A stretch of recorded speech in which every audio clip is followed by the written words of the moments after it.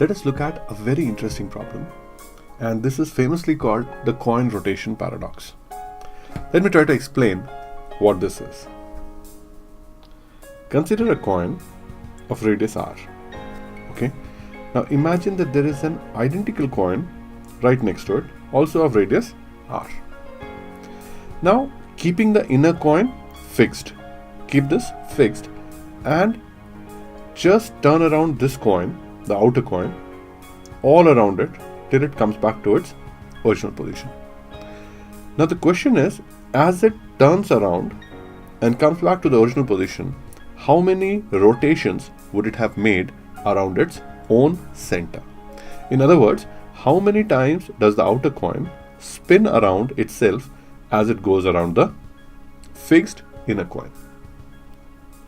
You can try to think of it and see what answer you come up with. So I hope you have an answer. Now what generally happens is that people think it should be one spin as it goes around, or it should spin about once as it comes by. And this happens because people think that this distance is 2 pi r, right? And as a coin rotates once, it travels a distance 2 pi r. So therefore, to travel this distance 2 pi r, it should rotate once. But it so happens that it does not rotate once, but rotates more than that. How does that happen? Well, we'll have to look at a small animation to understand that. So let us look at a very simple animation which helps you understand the coin rotation paradox. So here we have a coin, a 5 rupee coin, which is fixed. And we have another 5 rupee coin which is movable. So we have fixed the first coin and the second coin can move. We'll be moving it clockwise around the first coin. While this happens, your job is to try to figure out, as the outer coin goes once completely around the inner coin, how many rotations does it make? Or in other words, how many times has it spinned around itself? Both the 5 rupee coins are identical. Therefore, their radii are going to be equal. As the outer coin goes around the inner coin, its center is going to trace a concentric circle around the center of the inner coin. To help you understand this better, we are superimposing a grid on each of the coin. So we are dividing the entire circumference into about 24 parts. Okay, and you can see that there are red markings and there are black markings which are very symmetrically placed. This will help you track the number of rotations easily. The grids are properly aligned at 6 and 18 in this situation. Now, let us move a little further away from the whole situation so that we can see the complete movement easily. Now, as the outer coin starts rotating, I want you to carefully mark the number of rotations that it does around the inner coin and the number of times it spins around itself. So if you have counted carefully, you can now determine the number of times the coin spins around itself as it goes around the inner coin once. Write that answer down, and then let us try to give you the answer and then see if the answer matches. So what we have done is that we have drawn 4 positions here. Position 1, from where the coin is going to start. Position 2, which is about 90 degrees away angularly. Position 3 and position 4.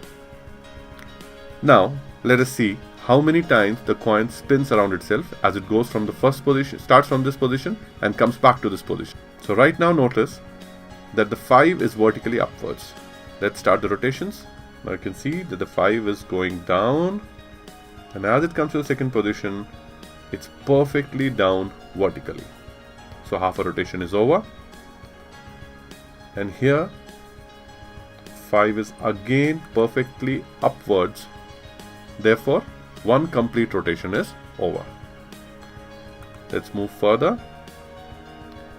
5 is going down again, and in the third position we have 5 pointing vertically down once more, which means we have 1.5 rotations now. And as it moves further to the starting point, 5 is pointing upwards once more. Hence, it has made 2 complete spins around itself as it goes around the inner coin once.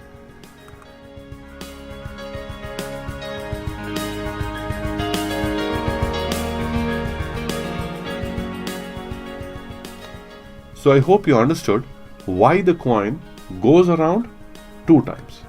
Well, if not why, at least you definitely saw that it goes around twice and not once. So why does that happen? Where have we gone wrong?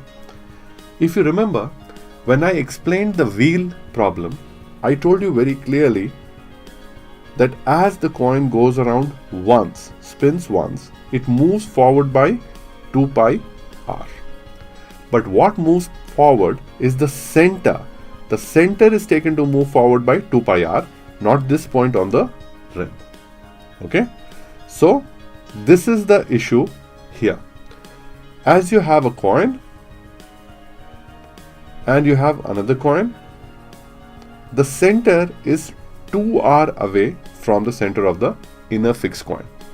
So therefore, as it rotates, this is the path that the center takes, and this path is nothing but 2 pi times 2r. In other words, it's 4 pi r. So the distance that the center is traveling is 4 pi r. And therefore, the number of rotations that the coin has to make the center go that much is 2 pi r, 4 pi r by 2 pi r, which is 2 times. So that's the basic idea why it goes around 2 times. And you can actually take 2 coins and try this out. There is a very interesting problem based on the same, which will be included in the problem set.